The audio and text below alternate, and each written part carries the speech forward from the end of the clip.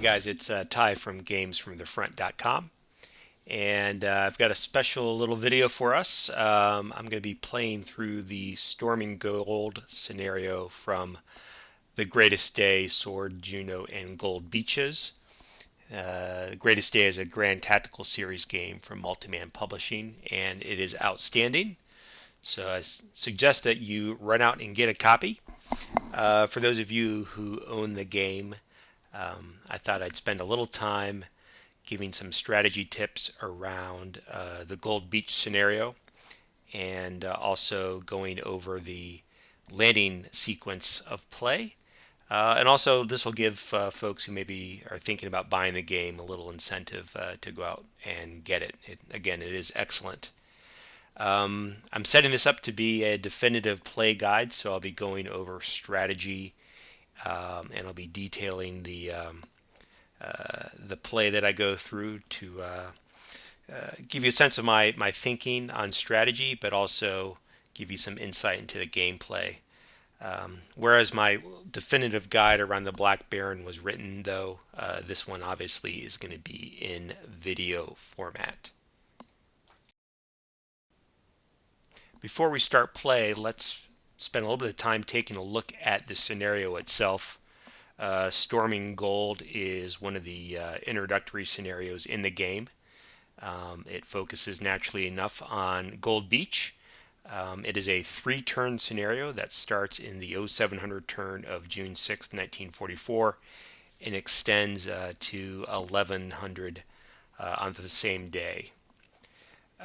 Setup wise, we've got the defenders from the 716th Infantry Division for the Germans in these light, nearly gray weapons nest. There's a couple of coastal batteries in Mount Fleury and La Marfontaine. And we also have some units from the 352nd Infantry Division for the Germans. From the British side, we're primarily playing with the 50th Infantry Division, made up of the 231st Brigade, some independent units, the 69th Brigade, and some attached units from the 8th Armored Brigade.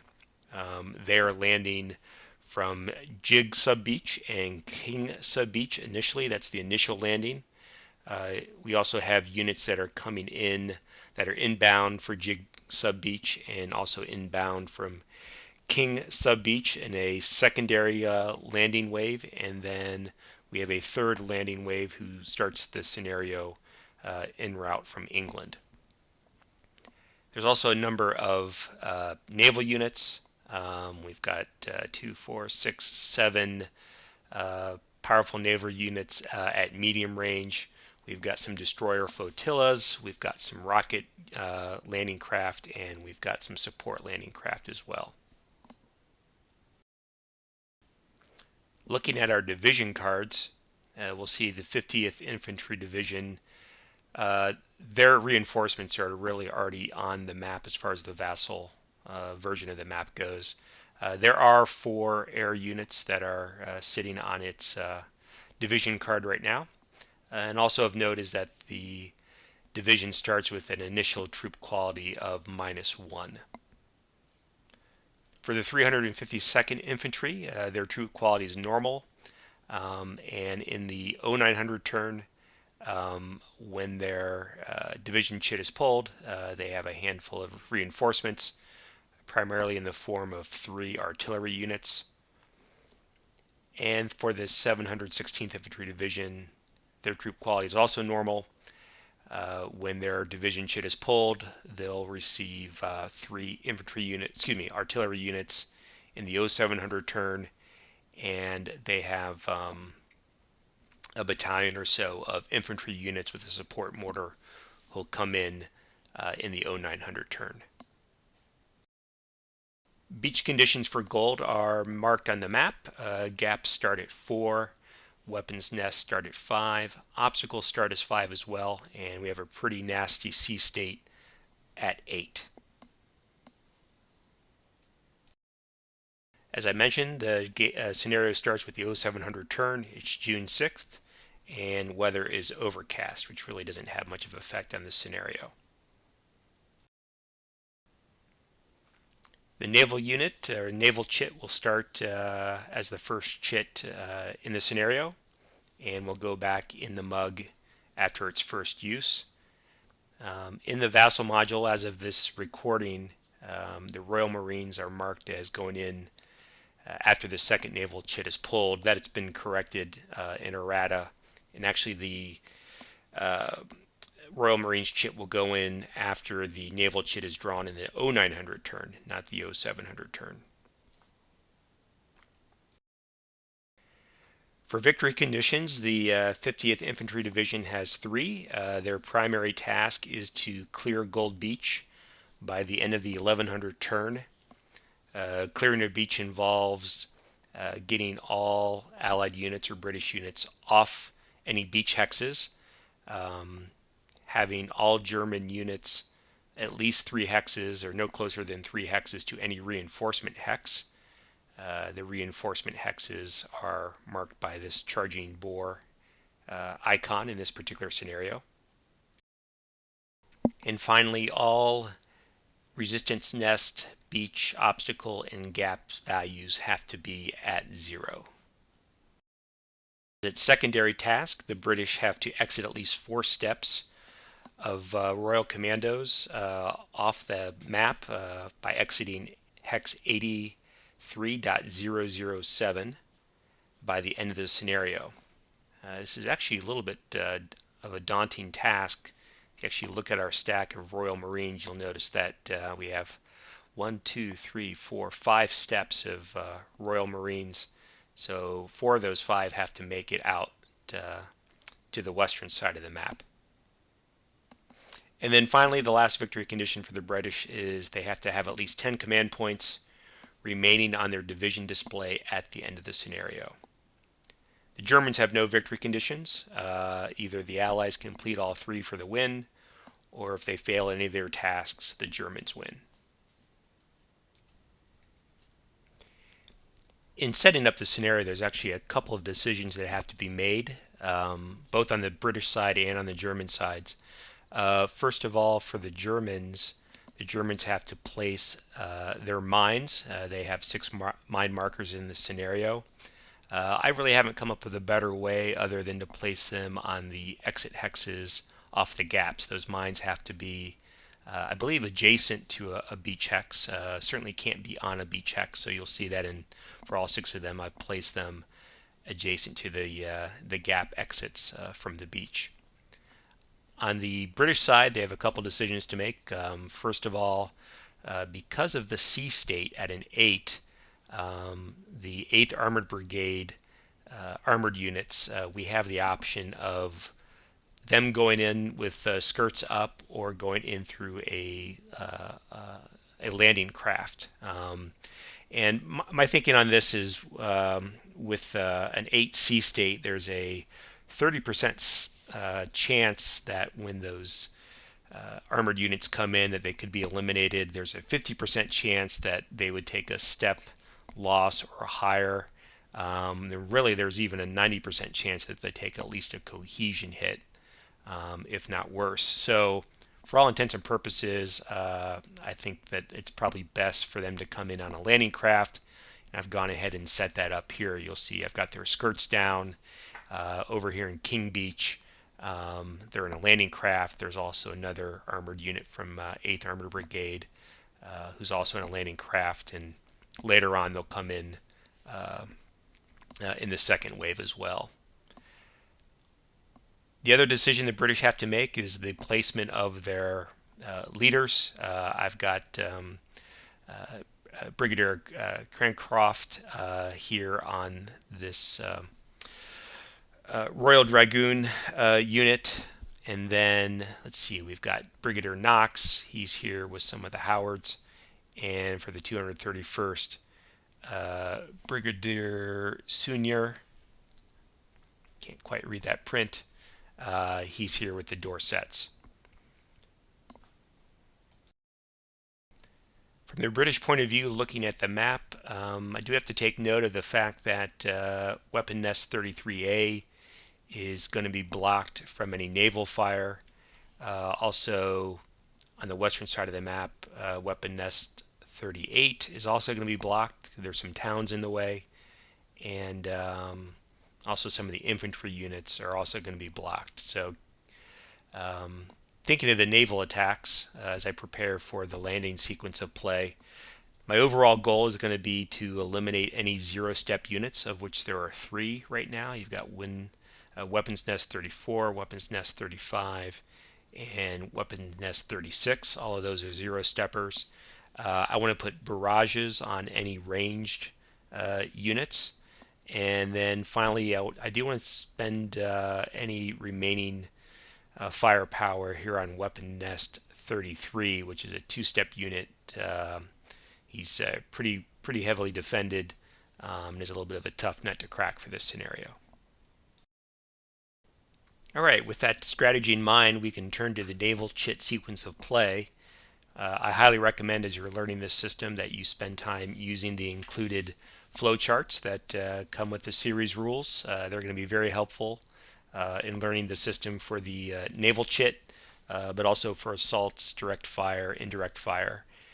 Very helpful. I use them even though I'm a relatively experienced player, but they help keep me on track.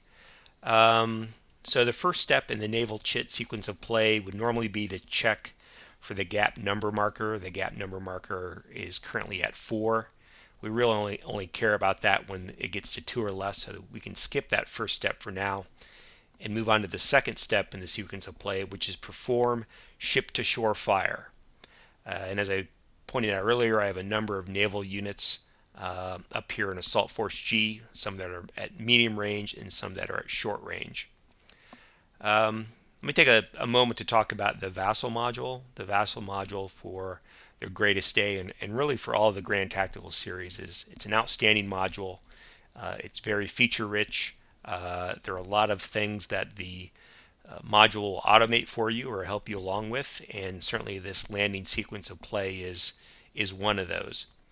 And so for using the Vassal module and conducting ship-to-shore fire, I'm really going to focus on this Assault Force G marker. I can start off by using the Assault Force G marker in the module by right-clicking on it and opening up a series of secondary menus that allow me to conduct the naval attacks pretty quickly and pretty easily. You'll see if I navigate down to the medium range menu option, you'll see that my 7 British naval units that are at medium range appear, and I can use them to again attack pretty quickly from this menu. So let's start off with the Flores and select it by left clicking on it.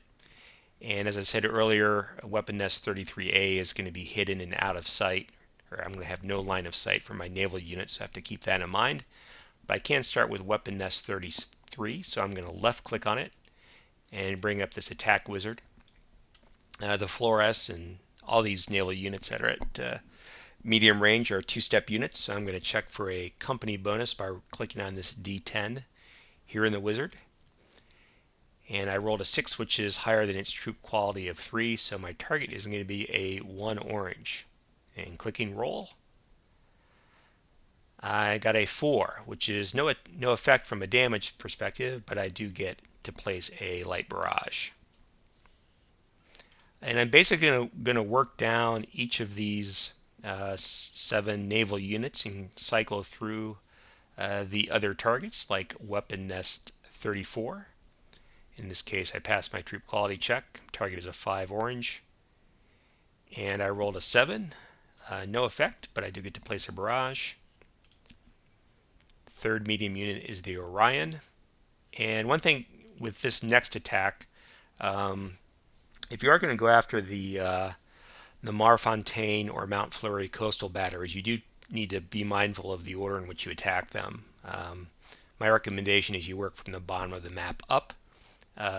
For instance, if you were to look at the line of sight,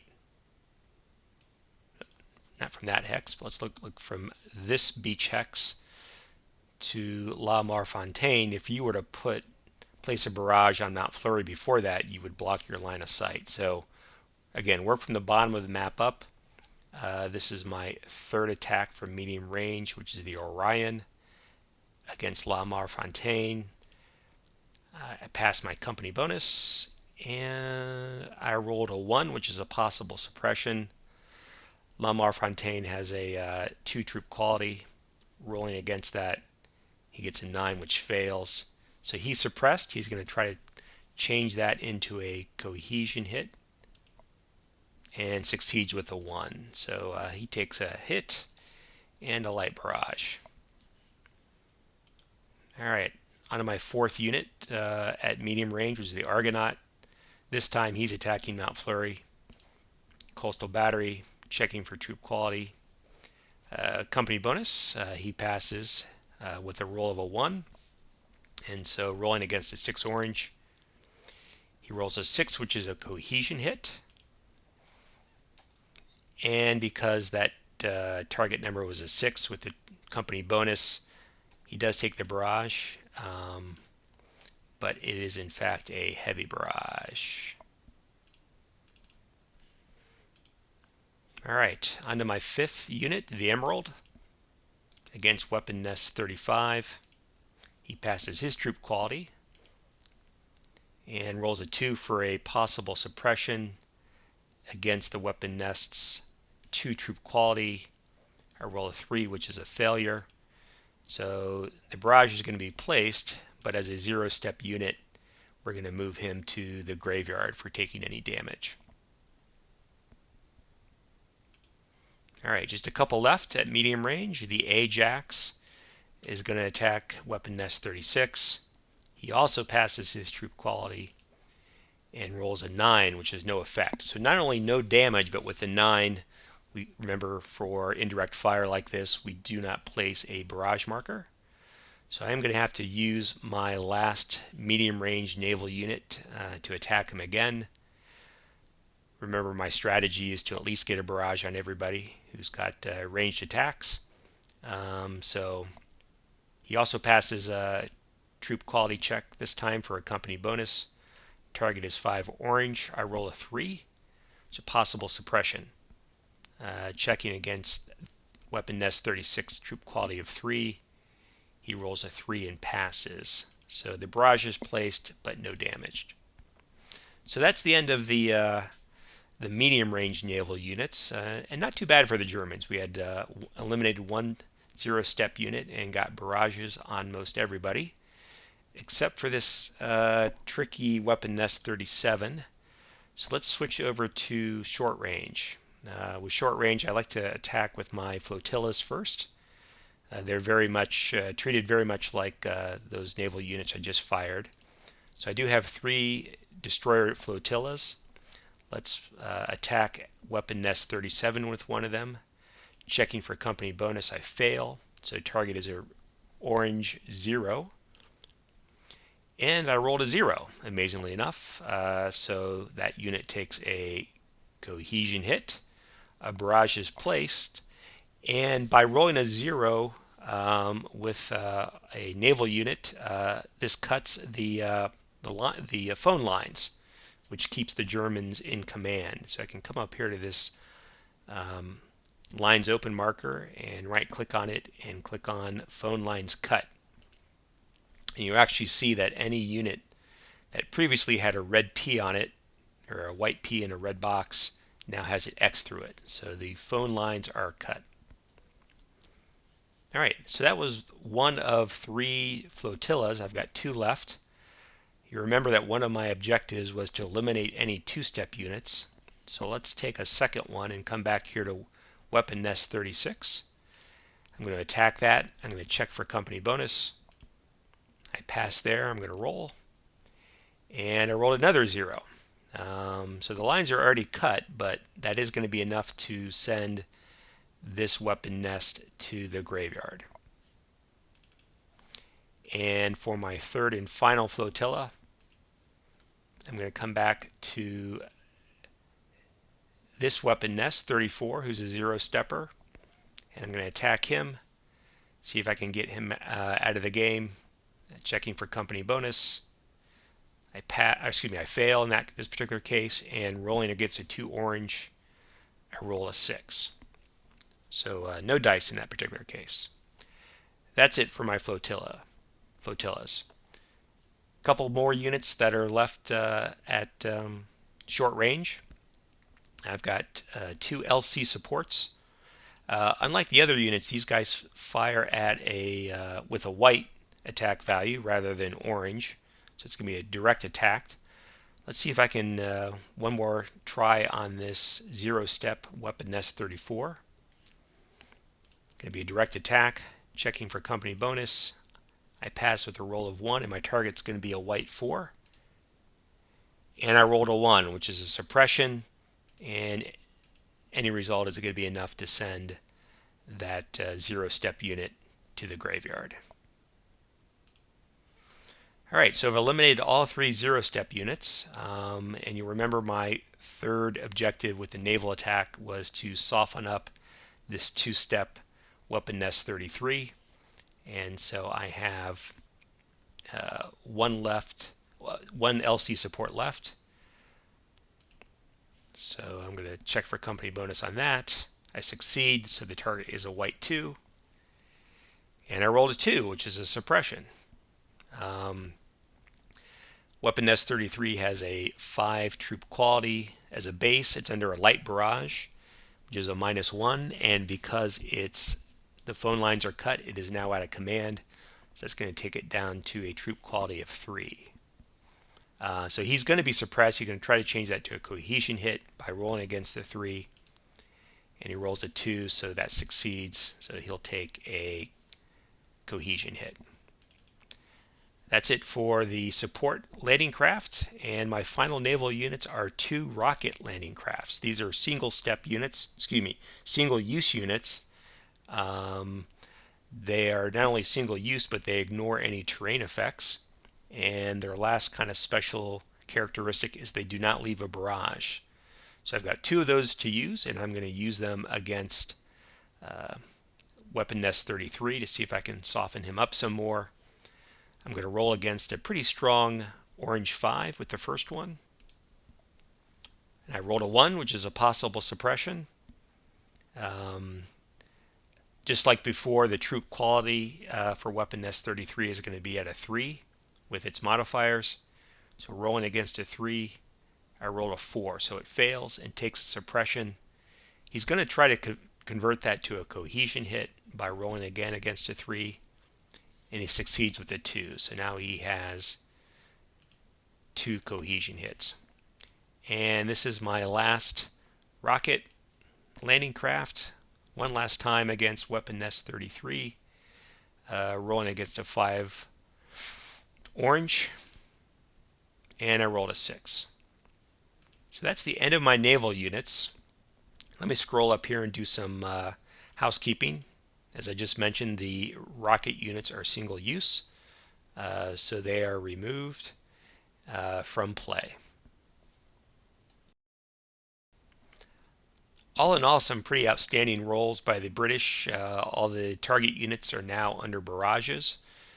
We eliminated 3 0-step units, and we were able to inflict 2 cohesion hits on our toughest target, Weapon Nest 33. All right, that concludes step 2 in the naval sequence of play, performing ship-to-shore fire. All of our naval units for the British have fired. And so we move on to step 3 of the sequence of play, which is performing coastal battery fire. In this particular case, one of the prerequisites for conducting coastal battery fire is that the batteries are not under barrages, but in this particular case, our coastal battery units in Mount Fleury and Marfontaine are under barrages, so they cannot attack. So we'll move on from step 3 to step 4, which is landing units from the landing wave boxes. This is an actually fun part or fun addition to the Greatest Day. It's almost a game in and of itself, and I think really does a great job of adding some flavor to the landing sequence or the landing scenarios. Not only smaller ones like this introductory scenario, but also for the overall campaign game. It's a really nice addition, and I think it works really well. So in the landing units from landing wave boxes, which is step 4 again of the sequence of play, each one of these, let me take a step back. We have 4 landing wave boxes. We've got the red sector landing wave for King Beach. We've got a green sector for King Beach. We've got a red sector for Jig, and we've got a green sector for Jig. So all of these units are going to conduct a landing process in this step of the sequence of play. My recommendation is that you make sure that you land all of your leaders first. That way, as subsequent units come into play, they will be in command. You certainly don't want anybody landing on the beach who wouldn't be in command. For this particular scenario, I'm going to start with Brigadier Crancroft from the 8th Armored Brigade. You'll remember he is carrying one of the armored units that decided to come in via landing craft rather than with their skirts. And the first step is to actually pull a stack from the landing wave box and place it on any of the beach hexes that are this kind of tannish color. You'll see that the beach hexes are marked with an orange circle, but any of these ones that are shaded a little bit more darkly are eligible landing. So as a relatively tough armored unit, I'm going to drop him in to this particular hex who's adjacent to weapon nest 33. So the first step is to actually, again, bring the stack onto the beach. Once a unit is onto the beach, we're going to conduct obstacle fire against the landing craft.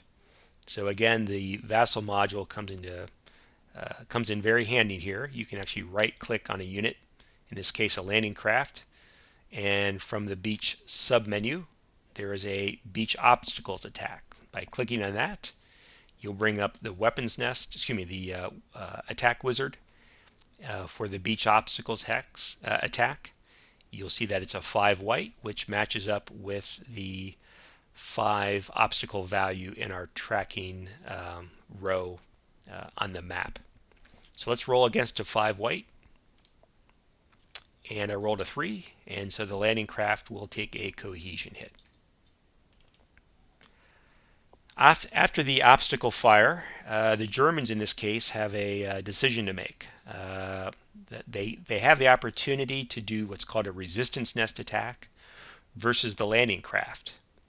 If they do it now, they'll make the attack now. If they decide not to do it now, they can actually do it later against the cargo or passengers of that landing craft. Since this is an armored unit coming in, and it's actually a rather tough armored unit, the Germans are probably in a better situation if they actually conduct the weapons nest attack right now. So again, I'm going to pull up my landing craft. I'm going to right click on it, and I'm going to choose I've been saying weapons nest, but it's a resistance nest attack. I'm going to click on resistance nest attack, and it brings up the wizard, and you'll note that this 4 is actually 1 less than the value that's in the tracker, but the landing craft as an armored unit does have a -1 defense rating. So I'm going to roll against a 4 pink for the resistance nest. I rolled a 1, which is a possible suppression. The landing craft is going to see if he can deny that possible suppression. He actually has a 4 troop quality, but if you remember, the 50th Infantry starts off the scenario with a -1 troop quality rating. So I'd be rolling against a 3. You know what? With a armored unit here, he's pretty important. So I'm going to go ahead and spend a command point. 50th Infantry Division starts with 11, so it's going to move me down to 10. And I'm going to automatically pass that possible suppression. So there's no effect there. And that ends the resistance nest attack. So the Germans have another decision to make. They can conduct opportunity fire against the landing craft. And like the resistance nest attack that we just conducted, if they don't conduct it now, they get to do the opportunity fire perhaps later in the sequence. And just like the resistance nest attack, I think the Germans are best off conducting opportunity fire right now. So they have landed in the fire zone of weapons nest 33 to conduct opportunity fire. All the normal rules apply. So I do have to pass a troop quality check. So I'm at a 5 for base, -1 for 2 cohesion hits, -1 for the barrage, and -1 for being out of command, which is going to take me to a 2 troop quality. So checking against that troop quality, I roll a 0. So I am eligible to conduct opportunity fire. And I'm going to bring up my attack wizard. Let's see if I can get that to come up. All right, and again, my target is going to be the landing craft.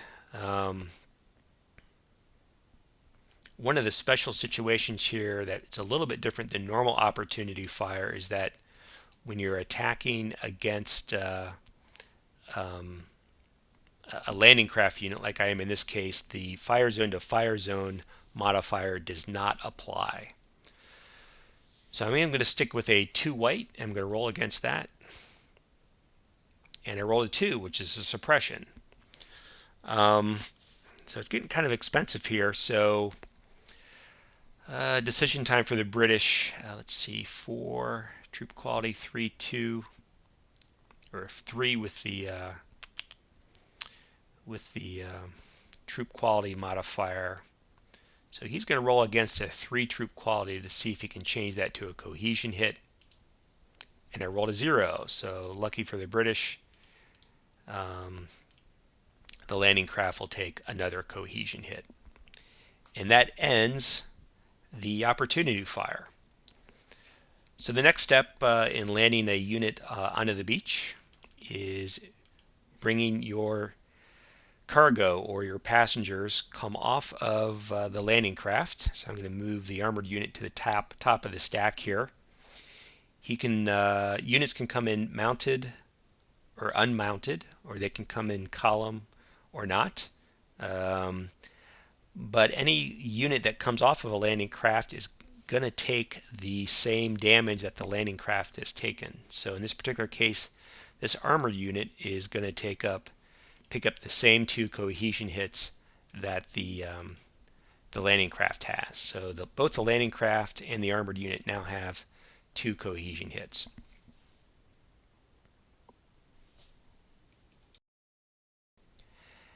Now that passengers are off the landing craft, had the Germans not done the resistance nest attack earlier, they could do it now against the passenger unit. In our case, the Germans did their resistance nest attack earlier, so that doesn't apply. The same is the case for the opportunity fire. Had the Germans not done it earlier, they had the opportunity to do it now, but against the passenger unit rather than the landing craft. In our particular case, they tried the opportunity fire against the landing craft, so that doesn't apply. All right, now it's time for the British to do some things that are a little bit interesting. First of all, the landing craft has the opportunity to attack.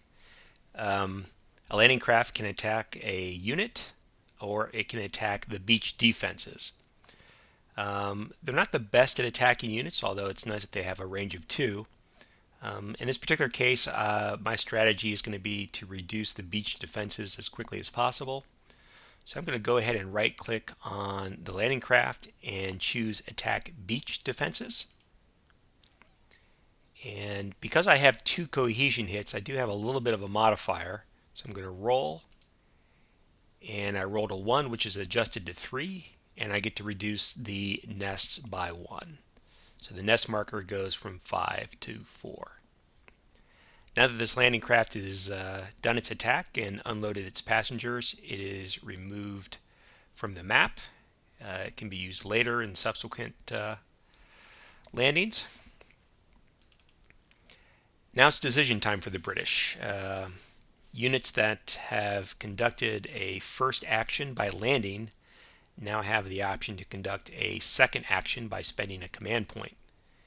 In this particular case, I think the armored units like this one is particularly good at reducing beach defenses.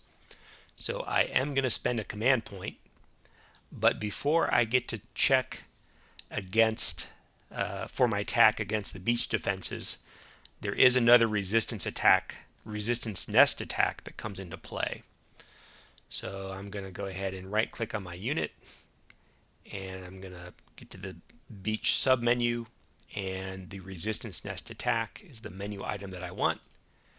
By clicking on it, you'll see the nests are firing at a pink 2, and a 6 is rolled, which does not succeed. So now it's time for my armored unit. He also has a beach submenu, and he wants to attack the beach defenses.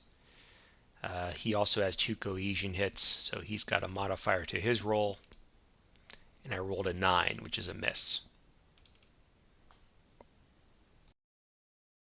All right, that concludes the landing sequence for that particular stack. It probably seems a little bit lengthy and involved if you're hearing it for the first time, but really after you do it a number of times and start working through the sequence of play flow chart, you'll see that it goes quite a bit quickly, quite a bit more quickly. In this particular landing, also with the armored unit and the opportunity fire and things like that, it is a little bit more lengthy than some of the other landings. Let me do one more just to give you another sense of how it goes.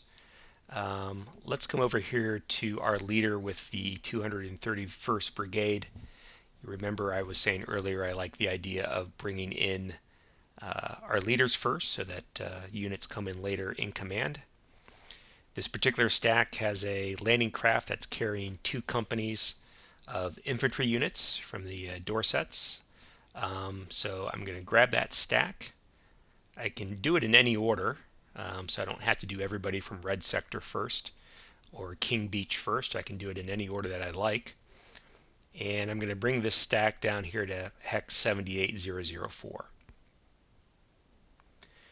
All right, like before, after the stack is placed, I have to check against the obstacle fire. So from the sub menu, I can check a beach obstacles attack. The target number is still 5. And this is a 1, which is a suppression. The infantry units aren't so important right now, so I may let that suppression go through. I will check against it with the landing craft. Yeah, I'm going to roll against my 4 troop quality modified to 3 because of the starting -1 modifier. So checking against a 3 troop quality to change that to a cohesion hit. I rolled a 2, which is a success. So the landing craft takes a cohesion hit. Unlike before, I think the Germans are going to wait on their resistance nest attack and not conduct it against the landing craft. They're going to save that fire for attacking one of the infantry units once they come out of the landing craft. This particular stack is not subject to any opportunity fire because anybody with a ranged attack who could attack them is under a barrage. So we're ready to land our units. So A1 Dorsets and B1 Dorsets comes out of the landing craft, and just like before, they're going to take the same damage as the landing craft, which in this case is a cohesion hit.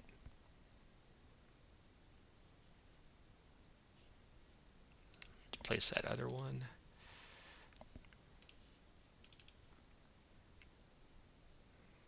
All right, that looks right. So all of our units in the stack have a cohesion hit, and our units are unloaded. Now, since the Germans didn't do their resistance attack earlier against the landing craft, they do get to do it against one of the passenger targets or passenger units. So let's go ahead and pick A1 Dorsets. And we're going to roll against a resistance nest attack. And you'll see that this is actually a pretty good attack for the Germans. They pick up some modifiers because of the because of the beach terrain and because of the mass modifier of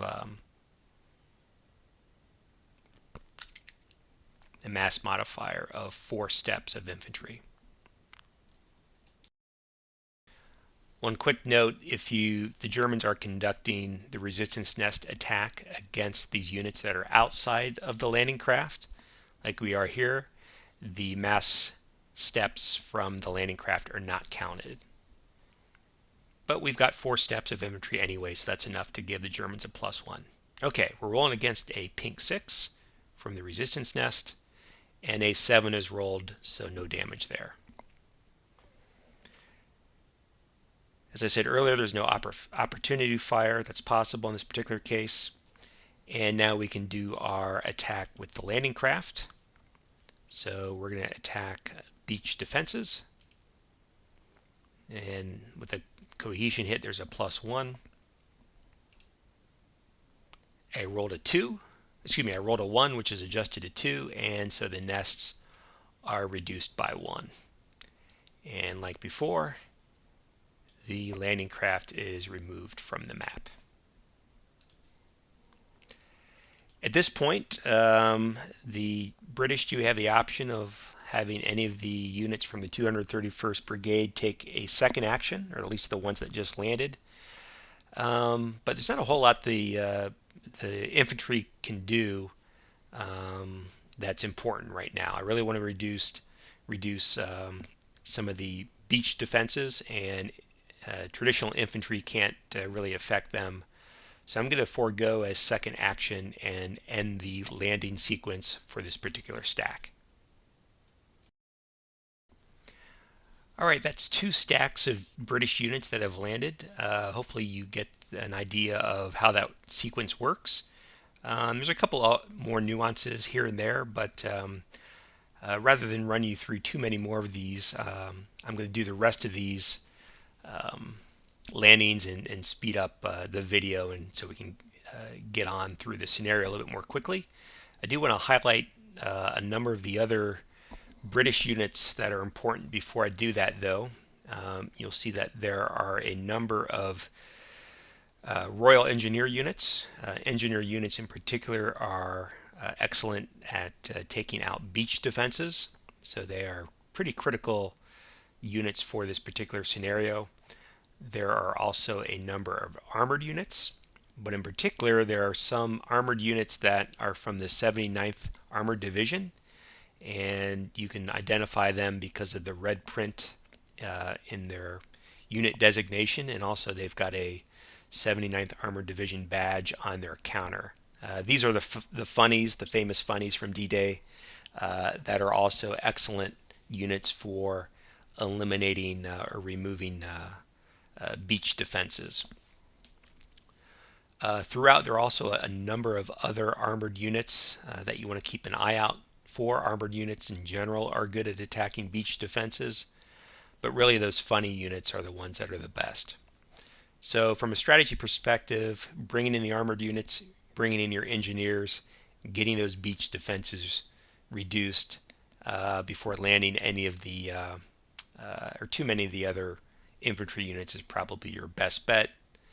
So let me take a moment and go ahead and finish the landing sequence for the remaining landing craft.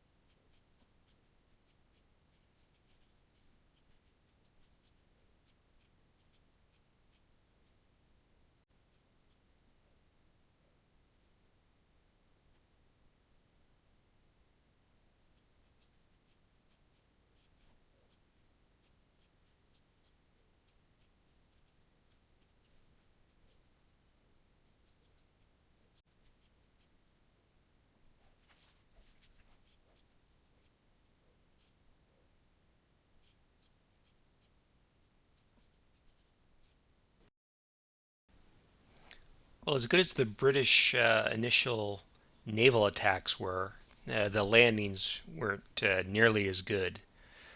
Um, I did get the resistance nest values down to 0, but I did end up with a number of important naval units picking up drift markers here and here. And of course, as you can tell from the layout, Green Sector, Landing Wave, and King Sub Beach is very crowded. There's only 2 hexes to land on. But on top of that, I've got a landing craft who's got a drift marker. I've got a bunch of armored units that are stacked in there. So it's going to be really crowded in there. Fortunately, though, I didn't lose any units. I think I took a step loss here or there, but really nobody was outright eliminated. So that's good. All right, let's carry on with the naval sequence of play. So following the flow chart, we've just completed step 4, which is landing units from the landing wave box. And we're on to step 5. Step 5 is move units from landing boxes to their corresponding sub-beach landing wave boxes. So basically we're going to take these units that are bound for the jig sub-beach. They're going to go into these 2 landing boxes. And these for the king sub-beach are going to go in these 2 landing wave boxes. So let's start with jig sub-beach. I do like to get these support weapons a little bit closer to the action. So I'm going to put them in green wave. We'll put Hants and Dorsets here in red wave sector. And let's put our armored units over here in green as well. Let me think about that. Now let's put them in green, yeah. Each of these units will get a landing craft, or not the units, but each of these stacks. In general, stacks will come in on landing craft in their battalions. So the Hants will come in stacked with 2 units, Dorsets will 2, and everybody else with 1. And then over here on King Beach, we're really going to have to leave green wave pretty open. So these guys should be split up. So we'll do a little bit of this. Get all these independent units over here. I will put, let's put the Yorks in green, and everybody else will go in red, because green is just a real traffic jam. And these landing craft markers can be reused an unlimited amount of times.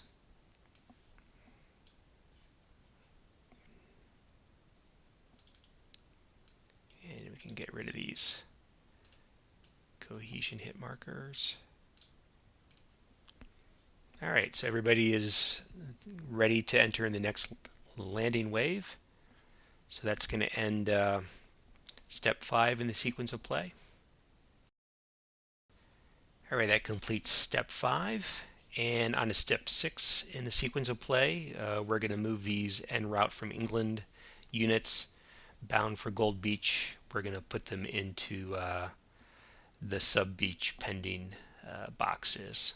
So first of all, my Royal Marines, since they're going to exit the west side of the map, or hopefully exit the west side of the map, I'm going to put them bound for Jig sub-beach. I'm going to bring down this heavy infantry unit as well. Let's see. Yeah, I do certainly like armored units, so we'll bring them. Let's put yeah.